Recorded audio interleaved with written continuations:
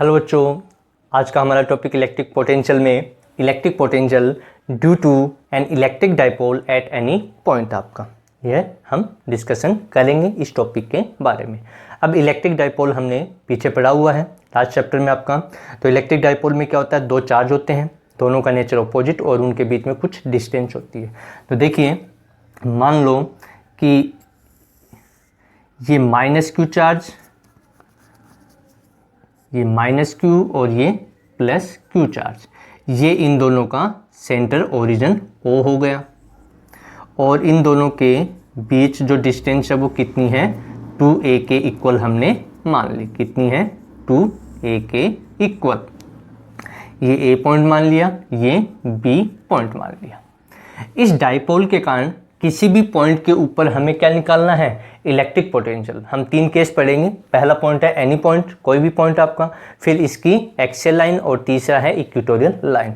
तो कोई भी पॉइंट हम मान लें, यानी कि जो कंडीशन हमें दे रखी है उसका मीन्स है आर थीटा आपका। तो यहाँ से इसके ओरिजिन से मैं कोई पॉइंट लेता हूँ, यहाँ पर आपका जिसकी डिस्टेंस है इसके ओरिजिन से, मान लो ये कोई पॉइंट P है और ये डिस्टेंस है स्मॉल r, यानी कि इसके ओरिजिन से। तो यहाँ पर ये एंगल कितना मान ले हम, थीटा। तो कंडीशन क्या हो गई, r थीटा। थीटा की वैल्यू कुछ भी हो सकती है, इतना भी हो सकता है, ऐसे इधर भी आपका कितना भी 0 से 180 डिग्री आपका और घुमा दें तो उस टाइप से इसकी वैल्यू क्या हो सकती है, आपकी चेंज हो सकती है आपका। ये कोई पॉइंट है तो r की वैल्यू भी हम क्या कर सकते हैं, चेंज कर सकते हैं। तो ये एंगल थीटा है। इस पॉइंट के ऊपर हमें क्या निकालना है, इलेक्ट्रिक पोटेंशियल इस डाइपोल के कारण। तो देखिए, ये और ये दोनों ही क्या है, पॉइंट चार्ज है।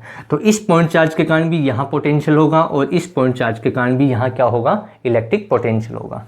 तो इसके कारण मान लो ये जो डिस्टेंस है ये हमारे पास R1 है और इस चार्ज के कारण electric potential at point P कितना है, V1। ऐसे ही इसके कारण हमें निकालना, तो ये डिस्टेंस हमने मान ली R2 और इसके कारण जो पोटेंशियल है वो कितना है, V2। तो यहाँ पर V1 और V2 हम निकालते हैं। तो V1 की वैल्यू कितनी होगी, हमें पता है किसी पॉइंट चार्ज के कारण, पॉइंट चार्ज के कारण जो वैल्यू होती है वो होती है KQ/R। पॉइंट चार्ज के कारण इलेक्ट्रिक पोटेंशियल। तो इस पॉइंट चार्ज के कारण प्लस साइन तो प्लस साइन, माइनस साइन तो माइनस साइन यूज करना है चार्ज का। तो V1 कितना आ जाएगा आपका, V1 equals to K, charge है Q और डिस्टेंस कितनी है, R1। अब साइन कैसा है, माइनस तो माइनस आपका, ये V1 आ गया। ऐसे ही V2 कितना आ जाएगा आपका, प्लस चार्ज है, डिस्टेंस R2 है तो आ जाएगा KQ/R2। ये दोनों ही पोटेंशियल कौन से पॉइंट पर हमने निकाले, P पॉइंट पे। तो P पे टोटल पोटेंशियल कितना होगा, V1 प्लस V2 आपका। तो वैल्यू पुट करेंगे तो Vp इक्वल टू V1 कितना आपका, माइनस KQ/R1 और इसकी वैल्यू है KQ/R2। दोनों में कॉमन KQ आ गया तो Vp equal to KQ common ले लिया। अब एलसीएम लेंगे या ऐसे लिख दें इसको, पहले ये नेगेटिव है इसको बाद में, इसको पहले तो 1/R2 माइनस 1/R1। एलसीएम लेकर के सोल्व करेंगे तो Vp इक्वल टू आ जाएगा KQ, एलसीएम आ गया इसका R1 R2, तो यहाँ बच गया R1 माइनस R2 आपका।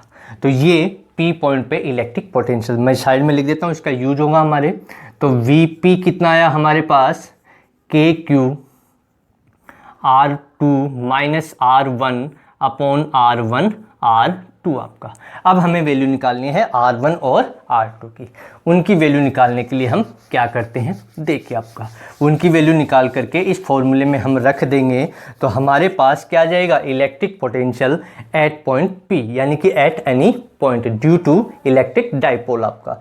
तो इसके लिए हम क्या करते हैं, देखिए मैथ के अंदर जो रूल है उसके अकॉर्डिंग, यदि दो लाइन हो इस टाइप से और इनके बीच में एंगल थीटा यदि हम मान लें और ये थीटा एंगल बहुत ही छोटा सा हो, यानी कि बहुत ही कम हो, तो इस कंडीशन में इस लाइन के द्वारा, यानी कि इस लाइन के द्वारा इसके ऊपर जो परपेंडिकुलर हम लेंगे तो ये और ये डिस्टेंस दोनों क्या होंगी, इक्वल होंगी और इनका जो डिफरेंस होगा वो इसके इक्वल होगा आपका। तो यहाँ पर हम परपेंडिकुलर लेते हैं।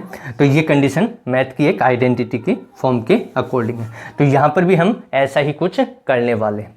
तो R1 और R2 की वैल्यू निकालने के लिए हम O इस OP को थोड़ा सा आगे की ओर बढ़ा देते हैं, ये बढ़ा दिया, और A से इसके ऊपर एक परपेंडिकुलर डाल देते हैं। क्या डाल देते हैं? परपेंडिकुलर आपका, इसको हमने मान लिया C आपका, तो ये तो हो गया परपेंडिकुलर। ये एंगल थीटा, तो ये एंगल भी क्या है? थीटा। अब यहाँ से यहाँ तक की डिस्टेंस कितनी होगी? टोटल डिस्टेंस कितनी है? 2a।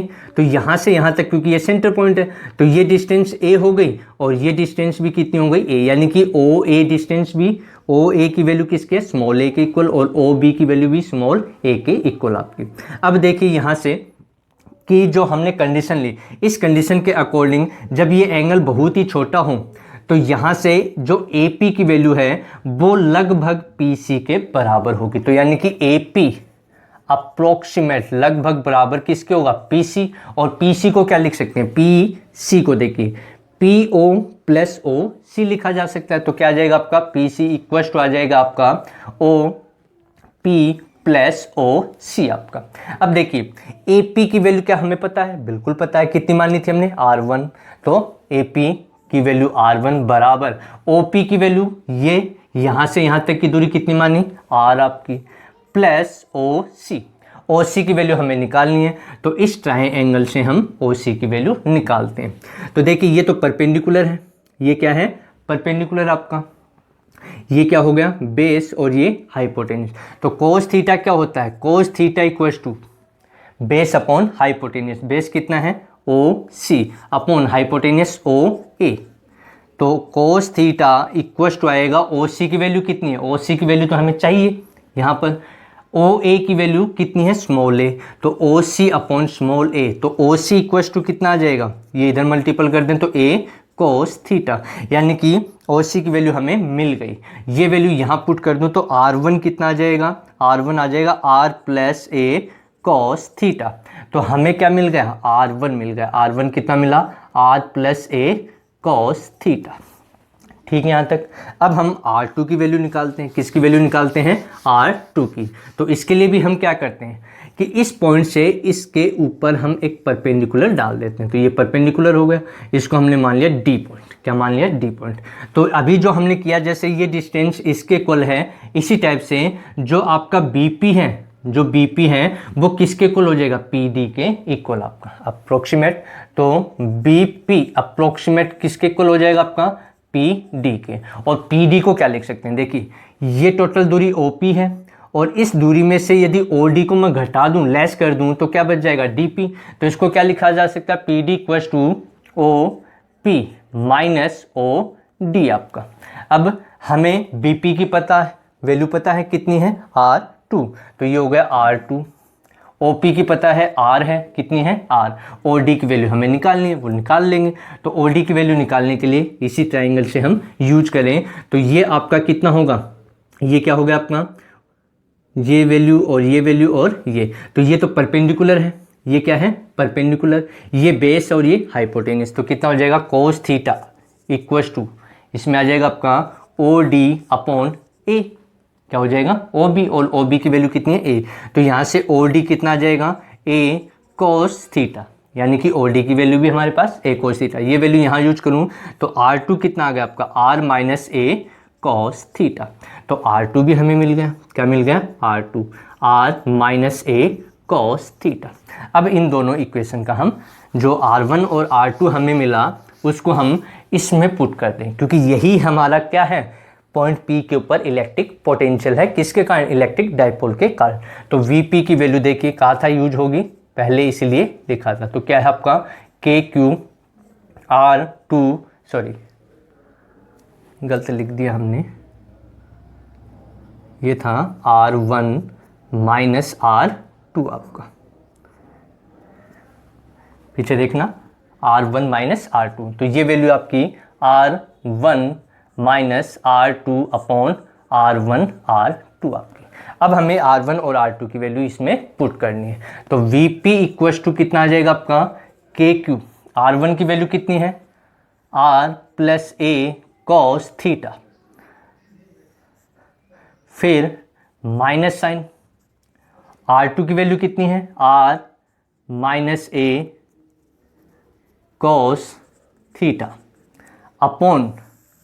अपॉन में R1 R2, तो R plus A cos theta into R minus A cos theta, ये आ गया आपका।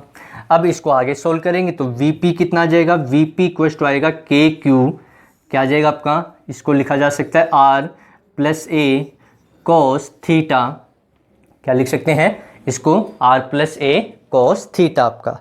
ऐसे ही आगे हम लिखें, ये माइनस साइन मल्टीपल कर दे तो ये क्या हो जाएगा माइनस आर, और ये minus minus plus A cos theta upon ये जो वैल्यू है इसका क्या होगा A plus B into A minus B, तो क्या हो जाएगा A square minus B square, तो इसको लिख सकते हैं R square minus A square cos square theta आपका। अब देखिए ये आर इस आर से कैंसिल, ये ए कोस थीटा ये ए कोस थीटा जुड़ जाएंगे, तो वीपी कितना आ गया हमारे पास, वीपी आ गया के क्यू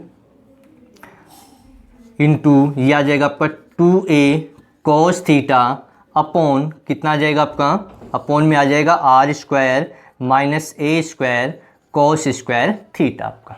अब आगे क्या हम करने वाले हैं देखिए, तो ये आपका पॉइंट P के ऊपर, किसके ऊपर, पॉइंट P के ऊपर हमें इलेक्ट्रिक पोटेंशियल मिल गया, किसके कारण, इलेक्ट्रिक डाइपोल के कारण आपका।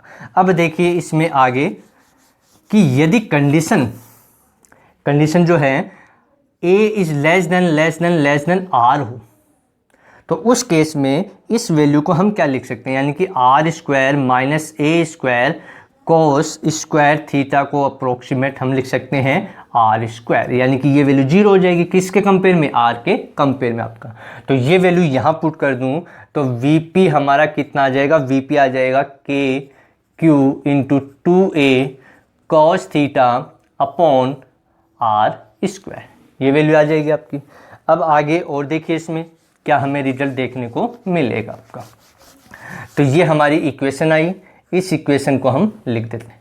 अब हमें पता है कि डाइपोल P की वैल्यू कितनी होती है, 2AQ आपकी कितनी होती है, 2AQ के इक्वल आपकी। तो यहाँ से देखिए आपका 2AQ को हम रिप्लेस कर दें P से, तो VP कितना आ जाएगा हमारा, K into P cos theta upon R square, ये इक्वेशन आ गई आपकी। ये कहाँ पर आ गई आपकी, ये जो रिजल्ट हमें मिला वो कहाँ पर मिला, पॉइंट P पर, किसके कारण, इलेक्ट्रिक डाइपोल के कारण आपका। अब आगे देखिए हम कुछ कंपेयर करें कि हमने देखा इस इक्वेशन, हम जानते हैं कि किसी पॉइंट चार्ज के कारण, किसके कारण, पॉइंट चार्ज के कारण जो इलेक्ट्रिक पोटेंशियल होता है वो होता है के क्यू अपॉन आर, कितना होता है के क्यू अपॉन आर, और डाइपोल के कारण ये आया आपका, ये किसके कारण आया, डाइपोल के। इसको और इसको हम कंपेयर करें तो वी पी ये डाइपोल के कारण अपॉन वी पॉइंट किसके कारण, पॉइंट चार्ज के कारण, तो कितना आएगा आपका, ये वैल्यू रखिए आपकी के Q into 2a cos theta upon क्या है आर स्क्वायर, इसके अपॉन में ये रख दें तो कितना आएगा के क्यू अपॉन आर आपका। तो देखिए के से के कैंसिल हो गया, क्यू से क्यू कैंसिल हो गया, ये एक आर इससे कैंसिल हो गया, तो क्या बच गया आपका, हमारे पास बच गया वी पी इक्वस टू क्या बच गया 2a cos theta upon R upon में वी पॉइंट, ये बच गया आपका।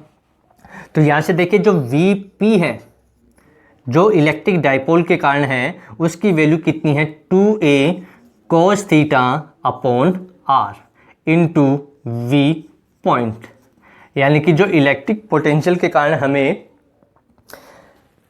इलेक्ट्रिक डाइपोल के कारण जो इलेक्ट्रिक पोटेंशियल मिला वो पॉइंट चार्ज का कितना टाइम्स होता है 2a cos theta upon r times होता है, कितने टाइम्स होता है 2a cos theta upon r times होता है आपका। तो ये हमें रिजल्ट मिला आपका। तो अब आगे और हम डिस्कशन करेंगे, ये हमने कंपेयर किया, और आगे देखिए आपका कि जो इलेक्ट्रिक पोटेंशियल है, क्या है इलेक्ट्रिक पोटेंशियल, वो आर के ऊपर कैसे डिपेंड कर रहा है। तो यहाँ पर देखिए जो Vp है वो Vp इज प्रोपोर्शनल टू क्या है 1 अपॉन आर स्क्वायर, यानी कि जैसे जैसे दूरी बढ़ती जाएगी v की वैल्यू क्या होती जाएगी, डिक्रीज होती चली जाएगी। तो यदि हम ग्राफ प्लॉट करें डिस्टेंस r और इलेक्ट्रिक पोटेंशियल v के बीच में, तो ग्राफ ऐसा हमें देखने को मिलता है जो शो करता है कि r का मान जैसे जैसे बढ़ेगा वैसे वैसे v का मान क्या होगा, घटना शुरू हो जाएगा आपका। तो ये हमारा इलेक्ट्रिक पोटेंशियल हमने फाइंड आउट किया due to an electric dipole at any point.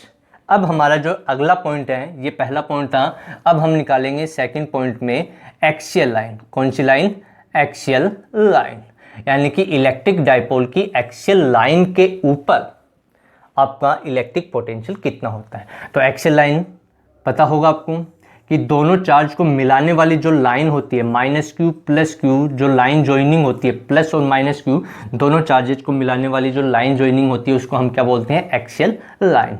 तो ये इसका ओरिजिन हो गया, ये ए पॉइंट ये बी पॉइंट हमने मान लिया। इसके ओरिजिन यहाँ से कोई डिस्टेंस है आर, कितनी है, आर डिस्टेंस आपकी, और ये कोई पॉइंट हमने मान लिया P। इस पॉइंट P पर हमें क्या निकालना है, इलेक्ट्रिक पोटेंशियल, और इसकी जो डाइपोल है इसकी टोटल डिस्टेंस कितनी है, 2a आपकी। तो अब देखिए हमें इस लाइन ज्वाइनिंग जो एक्सियल लाइन है उसके ऊपर इलेक्ट्रिक पोटेंशियल बताना है। तो क्या हम करने वाले हैं, तो देखिए यहाँ पर अभी हमने जो कंडीशन ली थी वो इस प्रकार से ली थी, ये एंगल कितना था, थीटा। अब ये जो पॉइंट P यहाँ P था, अब ये पॉइंट P यहाँ आ गया आपका, कहाँ पर आ गया, यानी कि ऐसे रखा हुआ था, अब जो पॉइंट है वो इस प्रकार से यहाँ पर आ गया। तो यहाँ आ गया तो एंगल कितना हो गया, एंगल 0 डिग्री हो गया। कितना हो गया, 0 डिग्री। तो यानी कि कह सकते हैं at axial line theta equals to 0 degree, on the axial line theta equals to 0 degree होगा। तो इस फॉर्मूले में या इस फॉर्मूले में मैं थीटा कितना रख दूं, 0 रख दूं। तो यहाँ पर v मैं इस फॉर्मूले में रख रहा हूँ, तो v एक्सियल कितना आ जाएगा आपका, v एक्सियल इक्वल्स टू के पी कॉस थीटा कितना, 0 डिग्री अपॉन आर स्क्वायर, और कॉस 0 की वैल्यू हमें पता है कितनी होती है, 1 होती है, तो ये 1 हो जाएगा। तो v एक्सियल कितना आ गया, v एक्सियल आ गया आपके पास, v axial equals to P K upon R square. ये आ गया, ये कहाँ पर मिला हमें, एक्सियल लाइन के ऊपर इलेक्ट्रिक पोटेंशियल।